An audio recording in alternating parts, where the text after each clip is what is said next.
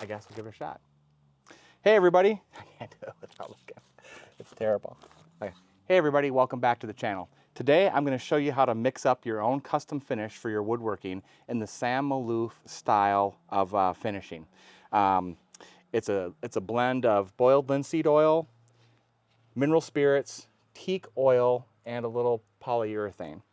So first, I'm going to give you a little history on Sam Maloof. He's a famous woodworker who's famous for his Windsor-style chairs. He made beautiful chairs worth tens of thousands of dollars, and he was known for the finish that he put on those chairs. Sam's basic process was to put approximately 3 coats on. His specific formula was a mix of the boiled linseed oil, the teak oil, and a urethane varnish.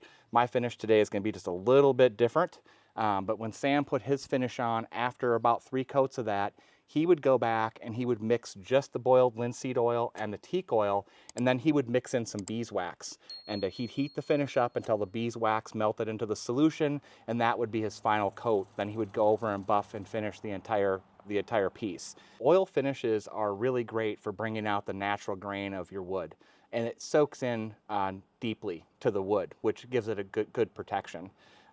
The teak oil is a little more resistant to darkening over time than the boiled linseed oil, so that is probably why that mix is in there, as well as putting a little polyurethane, which is more of a surface finish.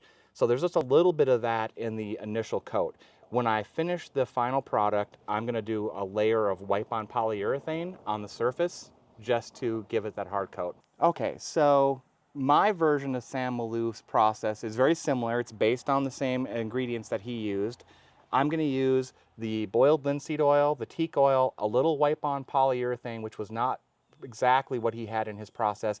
And I'm also adding a little bit of mineral spirits into mine to thin out the polyurethane a little bit, because I want those initial coats to go in deep. I really want them to soak in well. So that's going to be my initial setup. And then I'm going to follow it up at the end with just a coat of wipe-on polyurethane to the top of my bench top to keep that surface a little hard. So if somebody sets on a glass or a water cup and it condenses on here a little bit, it would be a lot more resistant with the wipe-on poly on the very top coat than it would with the oil finishes. The rest of it's just going to be the oil finish in the Sam Maloof style.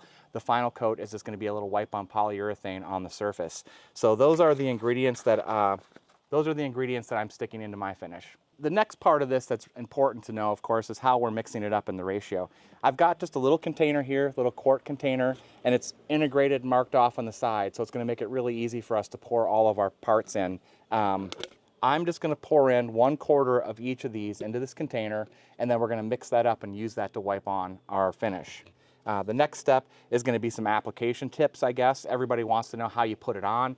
The beautiful thing about an oil finish is you can put it on about however you want to. It's very forgiving. It's really easy to put on. So you're going to take a cloth pad or a cloth, an old cheap brush. I like to use a cheap brush that I can just throw away.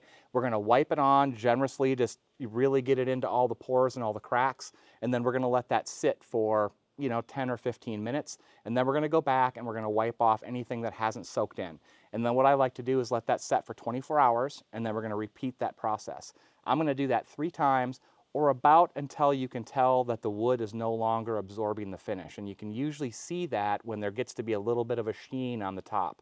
You can tell when the wood is no longer absorbing the finish. That's the point that I know that we're at the final coat. Then I'll just wipe everything down one last time. I'll let that dry for maybe 3 days, and then I'll go back and I'm going to put my wipe-on polyurethane on the top surface. And again, just with the rag, a little brush, anything that you can to get into the cracks and the corners, that's going to be the important stuff for the finish.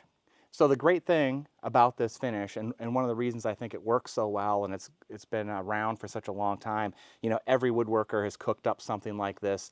Your grandpa's probably got a glass jar in the garage that's got a mix something like this, or every woodworker has got some version of this, is because the combination of the oil and polyurethane. You're kind of getting the best of both worlds.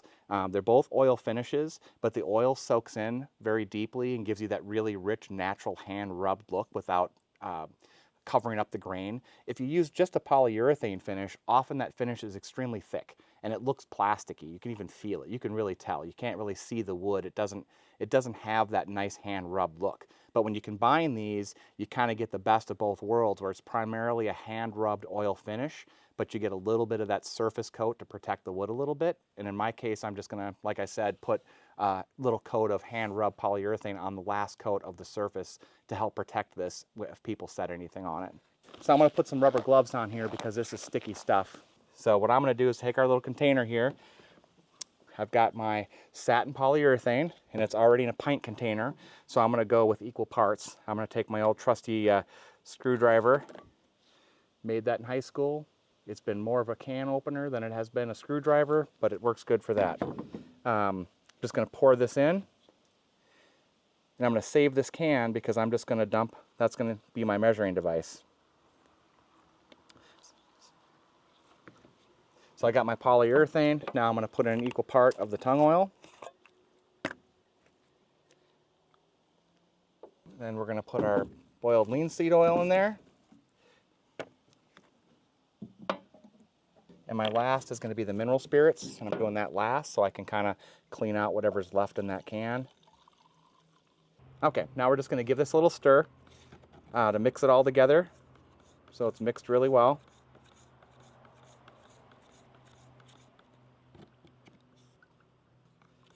And once it's stirred up, we're going to go ahead and apply it. But first, I just wanted to show you, you can pick up these little plastic quart containers, or this container came with a lid if you're going to be using it up right away. So once you've mixed this up, a quart of this goes a long way. I've got 2 of these benches to finish today, and this should be more than enough for both of those benches for all 3 of the coats. But this way, I've got a little container I can pour it into, and then I write with a Sharpie on it when I'm ready to go, so I know what was in there. Okay, I think that's mixed pretty well. So we have a sample here. This is a piece of birch that I carved into a kukska. I'm just going to take this pad and I'm just going to rub a little bit on there so you can kind of see, you know, what that initial finish looks like. You can see right away it richens up the grain a little bit. You can see the grain pop out. The birch is a little, it's plain. It's, you know, you don't have all the fancy grain in it, but it still does bring it out really well. Now let's take a look and see what that looks like when we put it on a piece of cherry on the top of our bench. We got some cherry and some walnut here, and look at how that brings out the grain. And after a few coats of that, this is going to look amazing. Look at that grain pop out. And it's easy to wipe that on. We get the end grain, just wipe all this down really good. And after a few coats, this is going to look amazing. So give this mix a try and see how it works for you. I think it works great, good ingredients. I think the results are really good. Thanks for watching, and happy tinkering. Don't forget to like and subscribe if you found this information helpful.